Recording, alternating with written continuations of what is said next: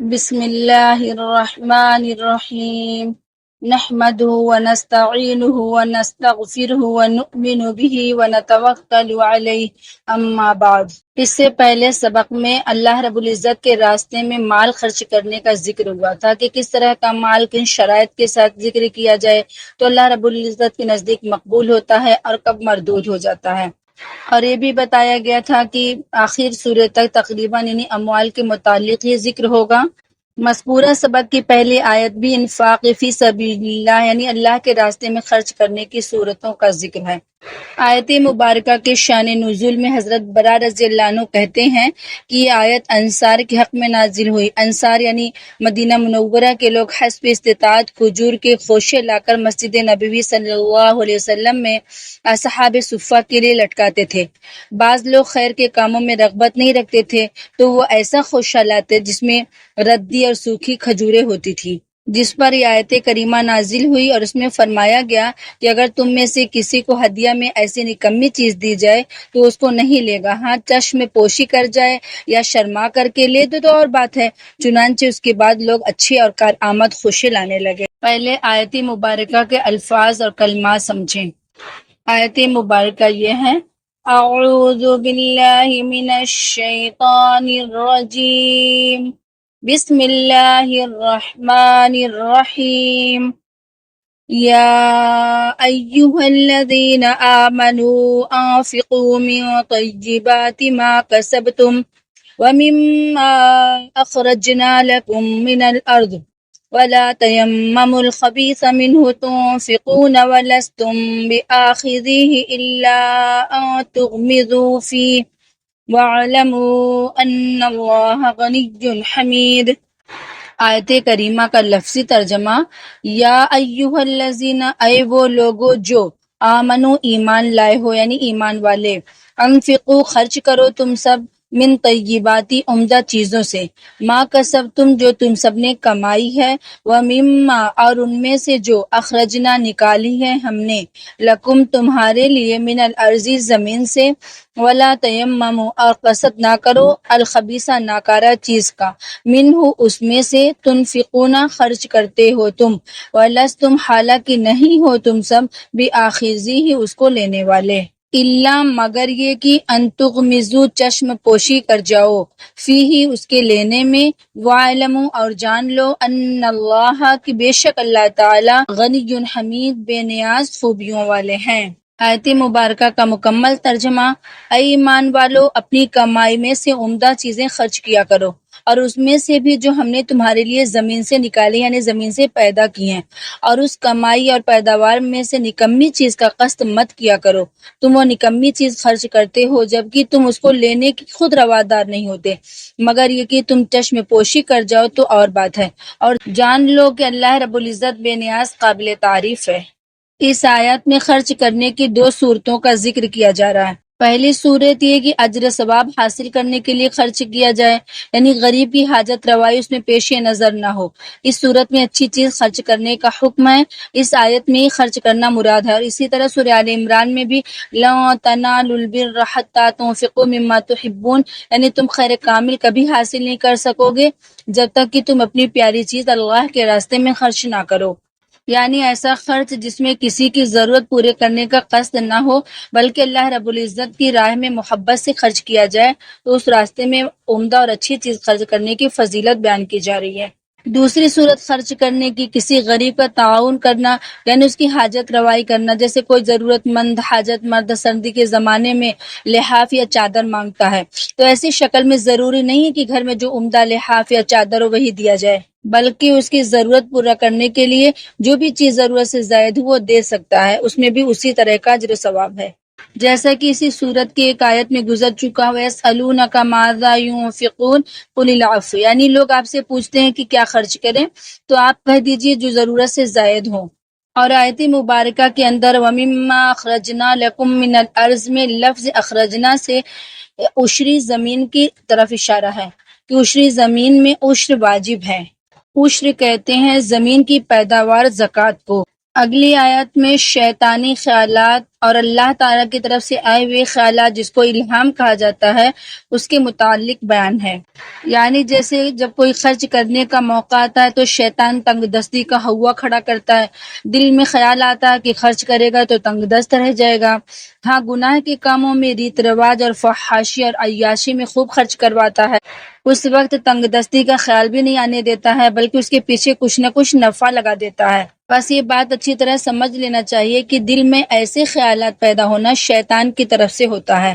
حدیث نبوی صلی اللہ علیہ وسلم ہے کہ شیطان انسان کے دل میں وسوسہ ڈالتا ہے اور فرشتہ الہام کرتا ہے۔ رہا شیطان کا وسوسہ تو برائی بدحالی سے ڈراتا ہے اور دین حق یعنی اجر کے وعدے کو جھٹلاتا ہے، اور فرشتے کا الہام و بھلائی کا وعدہ کرتا ہے اور دین حق کی تصدیق کرتا ہے۔ پس جو شخص یہ باتیں اپنے دل میں پائے وہ جان لے کہ وہ بات اللہ کی طرف سے ہے، پس وہ اللہ کا شکر ادا کرے، اور جو شخص دوسرے خیالات پائے وہ شیطان کی طرف سے اللہ کی پناہ مانگے، جس سے متعلق آیت کریمہ یہ ہے: الشیطان یعدکم الفقر ویأمرکم بالفحشاء واللہ یعدکم مغفرۃ منہ وفضلا واللہ واسع علیم۔ آیت مبارکہ کا لفظی ترجمہ: الشیطان شیطان، یعدکم وعدہ کرتا ہے تم سب سے، الفقر تنگ دستی یعنی محتاجی کا، ویأمرکم اور حکم دیتا ہے تم سب کو، بالفحشاء بے حیائی کا، واللہ اور اللہ تعالی، یعدکم وعدہ کرتے ہیں تم سب سے، مغفرتاً بخشش کا، منہ اپنی طرف سے، وفضلاً اور مہربانی کا، واللہ اور اللہ، واسع کشادگی والے، علیم جاننے والے ہیں۔ آیت مبارکہ کا مکمل ترجمہ: شیطان تم سب سے محتاجگی کا وعدہ کرتا ہے اور وہ تمہیں بری بات کا حکم دیتا ہے، اور اللہ تعالیٰ تم سے اپنی طرف سے گناہ معاف کرنے کا اور زیادہ عطا فرمانے کا وعدہ کرتے ہیں، اور اللہ تعالیٰ وسعت والے، خوب جاننے والے ہیں۔ اللہ رب العزت کا پکا وعدہ ہے کہ خیرات کرو تمہارے گناہ معاف ہوں گے۔ حدیث شریف میں الصدقۃ تطفی غضب الرب، خیرات اللہ کی ناراضگی کو دور کرتی ہے، اور اللہ راضی ہوں گے تو بیڑا پار ہوگا، اور خیرات کرنے سے مال میں ترقی اور برکت ہوتی ہے۔ حدیث شریف میں روز دو فرشتے اترتے ہیں، ایک دعا کرتا ہے اللہم آتی منفقا خلفا، الہی خرچ کرنے والے کو بدلہ عطا فرما، دوسرا فرشتہ آمین کہتا ہے، پھر دوسرا کہتا ہے اللہم آتی ممسکن تلفن، الہی روکنے والے کے مال کو تباہ کر، پھر دوسرا آمین کہتا ہے۔ پھر دونوں فرشتے آسمان پہ چڑھ جاتے ہیں۔ پھر اگر بندہ یعنی انسان خیر میں خرچ کرنے کا خیال کرتا ہے، اس کے بارے میں سوچتا ہے، تو یہ اللہ کی طرف سے الہام ہے اور اللہ کا شکر بجا لینا چاہیے۔ اللہ کے خزانے میں کوئی کمی نہیں، ہمیشہ یاد رکھنا چاہیے وہ بہت گنجائش والے، وسعت والے ہیں، بندوں کے ظاہر و باطن کو خوب جانتے ہیں، نیت کے مطابق اللہ رب العزت اجر و ثواب سب کچھ عنایت فرماتے ہیں۔ اگلی آیت میں ایک بہت خاص اور اہم بات کی طرف ذکر ہے کہ دین کی سمجھ ہر کسی کو نہیں ملتی، اور جسے مل گئی ہے اللہ رب العزت کا بہت بڑا احسان ہے۔ یعنی خوب نفع خیرات کرنا، دوسرے نیک کاموں کی سمجھ بوجھ ہر کسی کو نہیں ملتی۔ یہ خوبی اللہ رب العزت جس کو چاہتے ہیں عنایت فرما دیتے ہیں، اور اگر یہ خوبی جس کو مل گئی ہے تو 5 انگلیاں گھی کی مترادف، دنیا کی کوئی نعمت اس کے برابر نہیں ہو سکتی ہے، جس میں مگر نصیحت وہی قبول کرتا ہے جس کی عقل خالص ہو، جس کے متعلق اللہ رب العزت کا ارشاد ہے یؤتی الحکمت من یشاء ومن یؤت الحکمت فقد اوتی خیرا کثیرا وما یذکر الا اولو الالباب۔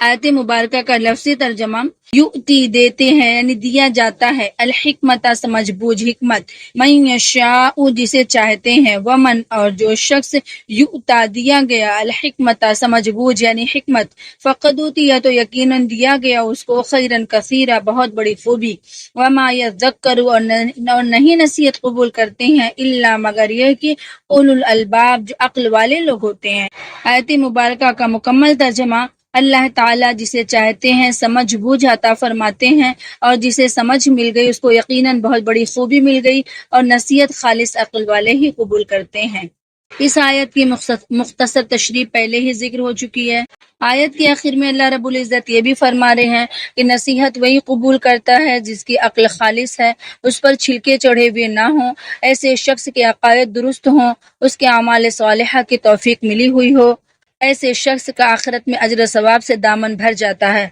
اور دنیا کی کوئی بھی نعمت اس اجر و ثواب اور آخرت کی نجات کے برابر نہیں ہو سکتی۔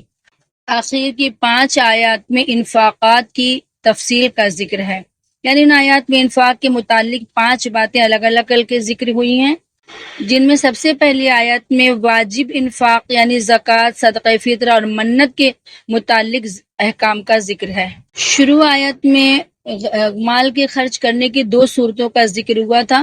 ایک وہ کہ بغیر کسی ضرورت مند اور حاجت مند کے اللہ کی رضا کے لیے خرچ کیا جائے، دوسری ہے کہ کوئی محتاج اور ضرورت مند کی ضرورت پوری کی جائے۔ اب یہاں یہ ذکر ہے کہ غریبوں پر خرچ کرنے کی بھی 2 قسمیں ہوتی ہیں، واجب اور نفل۔ پھر واجب کی بھی 2 قسمیں ہوتی ہیں، ایک وہ جس کو شریعت نے واجب کیا ہے جیسے زکوٰۃ اور صدقہ فطر، دوسرے جس کو بندے نے خود اپنے اوپر واجب کر لیا ہے وہ ہے منت۔ اور نفل انفاق وہ ہے جو بندہ اپنی مرضی سے کرتا ہے، اس امداد کو صدقہ نافلہ کہا جاتا ہے۔ پہلی آیت میں واجب انفاق کا ذکر ہے، جس آیت میں واجب انفاق کا ذکر ہے وہ آیت کریمہ یہ ہے، وَمَا أَنفَقْتُم مِّن نَّفَقَةٍ أَوْ نَذَرْتُم مِّن نَّذْرٍ فَإِنَّ اللَّهَ يَعْلَمُهُ وَمَا لِلظَّالِمِينَ مِنْ أَنصَارٍ إِن تُبْدُوا الصَّدَقَاتِ فَنِعِمَّا هِيَ وَإِن تُخْفُوهَا وَتُؤْتُوهَا الْفُقَرَاءَ فَهُوَ خَيْرٌ لَّكُمْ وَيُكَفِّرُ عَنكُم مِّن سَيِّئَاتِكُمْ وَاللَّهُ بِمَا تَعْمَلُونَ خَبِيرٌ۔ یہاں میں نے 2 آیتیں پڑھی ہیں اور دونوں آیتوں کا لفظی ترجمہ اس طرح ہے، وَمَا أَنفَقْتُم اور جو کچھ خرچ کیا تم سب نے، من نفقتن کوئی سا بھی خرچ، او نظر تم یا منت مانی تم نے، من نظرن کوئی سی بھی منت، فإن اللہ پس بے شک اللہ تعالی یعلمہ اس کو جانتے ہیں، وما للظالمین اور نہیں اپنا نقصان کرنے والوں کے لیے من انصار کوئی مددگار یعنی مدد کرنے والا۔ دوسری آیت کا لفظی ترجمہ، ان تبدو اگر ظاہر کرو تم سب الصدقات خیرات یعنی صدقات، فنعما تو بہت اچھی چیز ہے، یہ سے مراد وہی خیرات یعنی صدقات کی طرف ضمیر ہے، وَإِن تُخْفُوهَا اور اگر چھپایا تم نے ان کو، وَتُؤْتُوهَا اور تم ان کو دے دو، الفقراء غریبوں کو، فہوا تو وہ خیر لکم بہتر ہے تمہارے لیے، وَيُكَفِّرُ اور مٹائیں گے وہ انکم تم سب سے، من سیئاتکم تمہاری برائیوں میں سے، واللہ اور اللہ تعالیٰ بما تعملون ان کاموں کو جو تم سب کرتے ہو، خبیر خوب جانتے ہیں۔ آیت مبارکہ کا مکمل ترجمہ، اور تم نے جو کچھ خرچ کیا یعنی زکوٰۃ یا صدقہ فطر ادا کیا، یا تم نے جو بھی منت مانی، تھوڑی مانی یا زیادہ مانی غیر مالی، تو اللہ تعالیٰ اس کو خوب جانتے ہیں۔ اللہ تعالیٰ سے کوئی چیز مخفی نہیں، ان کی تعمیل کرو گے تو ثواب عطا فرمائیں گے، اور اپنا نقصان کرنے والوں کے لیے کوئی مددگار نہیں جو سزا سے بچا سکے۔ دوسری آیت کا ترجمہ، اگر تم خیرات ظاہر کرو تو بہت اچھا ہے، اور اگر ان کو چھپاؤ اور غریبوں کو دو تو وہ تمہارے لیے بہتر ہے، اور وہ تمہارے کچھ گناہ مٹائیں گے، اور اللہ تعالیٰ ان کاموں سے جو تم کرتے ہو پوری طرح باخبر ہیں۔ اس آیت میں دونوں طرح سے مال کو خرچ کرنے کے متعلق حکم بیان کیا جا رہا ہے، اگر کوئی اعلانیہ خرچ کر رہا ہے تو بھی واہ واہ، اور اگر غریب کو چھپا کر کے دے رہا ہے تو بھی بہتر ہے، یعنی ملی کاموں میں دونوں طرح سے خرچ کرنا جائز ہے۔ کبھی مصلحت کا تقاضا ہوتا ہے تو برملا اعلانیہ خرچ کرنا پڑتا ہے تاکہ دوسروں کو شوق اور رغبت ہو، یعنی اپنی ذات سے الزام ہٹے، بس اگر لوگوں کو دکھانے کی نیت نہ ہو تو ایسا کرنا بھی اچھا ہے، مگر غریب کو چھپا کر دینا زیادہ بہتر ہے تاکہ اس کو شرمندگی نہ ہو، اور غریب کو دینے سے صغیرہ گناہ معاف ہوتے ہیں۔ حدیث شریف میں ہے، صدقۃ السر تطفی غضب الرب، پوشیدہ خیرات اللہ کی ناراضگی کو ختم کرتی ہے، اور بندے جو کچھ کرتے ہیں اللہ تعالیٰ اس کو خوب جانتے ہیں، لہٰذا انسان کو چاہیے وہ نیت کی حفاظت کرے اور اچھی نیت کے ساتھ اپنے مالوں کو خرچ کرے۔ مذکورہ آیت مبارکہ میں واجب خیرات اور صدقات کا ذکر ہوا، اور واجب خیرات اور صدقات صرف مسلمان کے لیے ہے، غیر مسلم کے لیے اس میں کوئی گنجائش نہیں۔ اگلی آیت غیر مسلم رعایا پر بھی خرچ کرنے سے متعلق ہے۔ آیت مبارکہ کے الفاظ یہ ہیں، لیس علیک ھداھم ولکن اللہ یہدی من یشاء وما تنفقوا من خیر فلانفسکم وما تنفقون الا ابتغاء وجہ اللہ وما تنفقوا من خیر یوفى الیکم وانتم لا تظلمون۔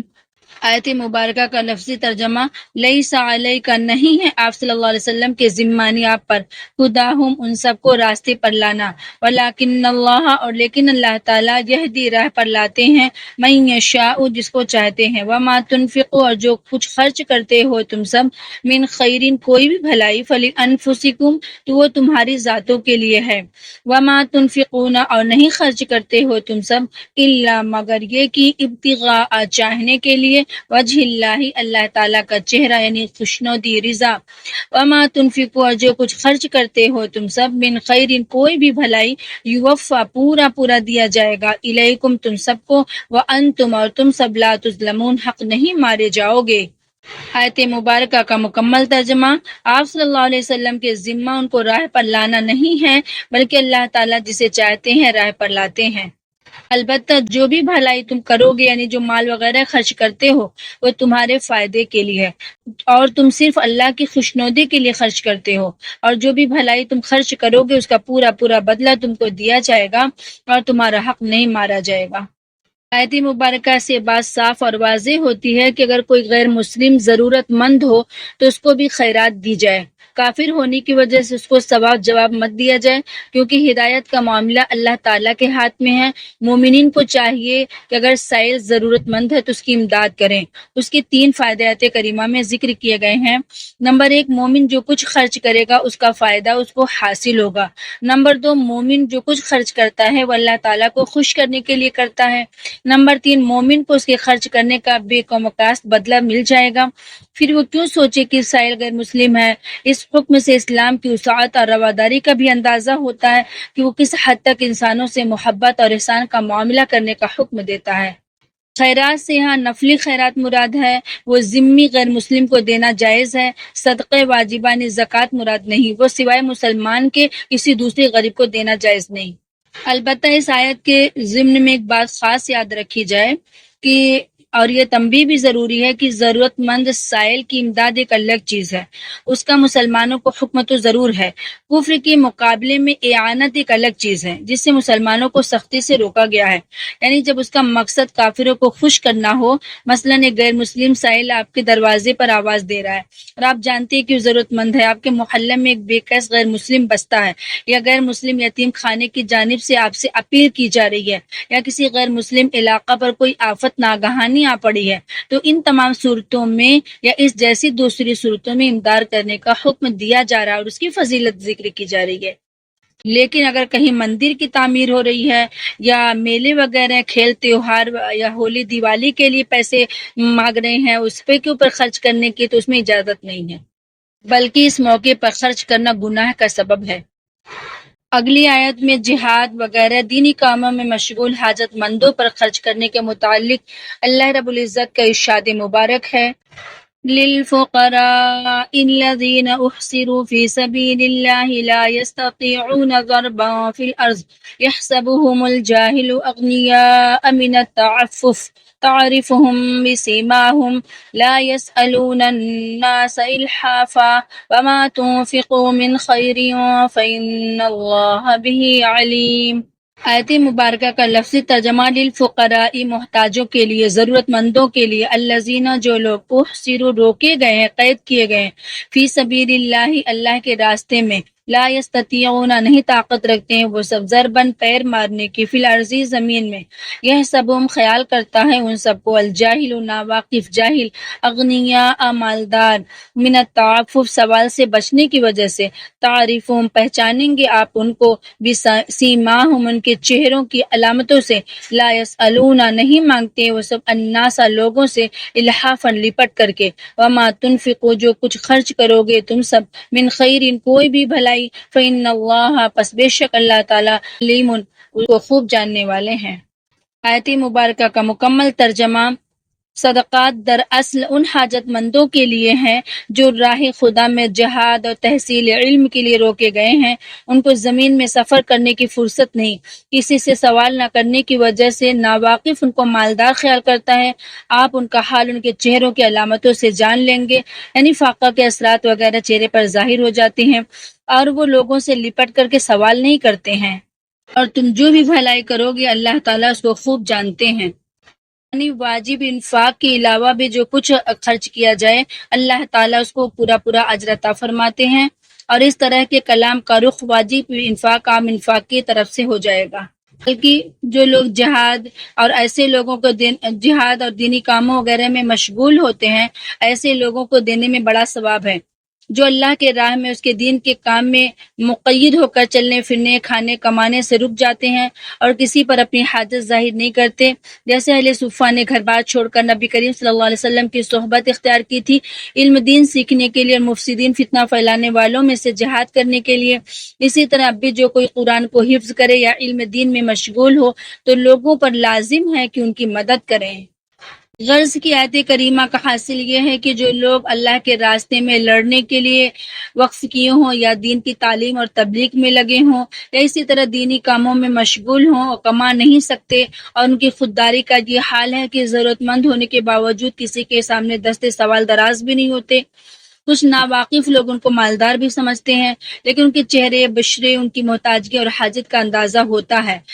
یہی لوگ واقعی اعانت کے اصلی مستحق یہی ہیں، اور ان کی اعانت کرنے کا حکم آیت کریمہ میں کیا جا رہا ہے، ان پر خرچ کرنے پر بڑا ثواب بیان کیا جا رہا ہے۔ لوگوں پر لازم ہے کہ ایسے لوگوں کو تلاش کریں اور ان کی امداد اور اعانت کریں۔ آخر میں اللہ رب العزت سے دعا ہے کہ اللہ اپنے راستے میں خرچ کرنے اور ان تمام احکامات کو اچھی طرح سمجھنے اور اس پر عمل کرنے کی توفیق نصیب فرمائے۔ آمین۔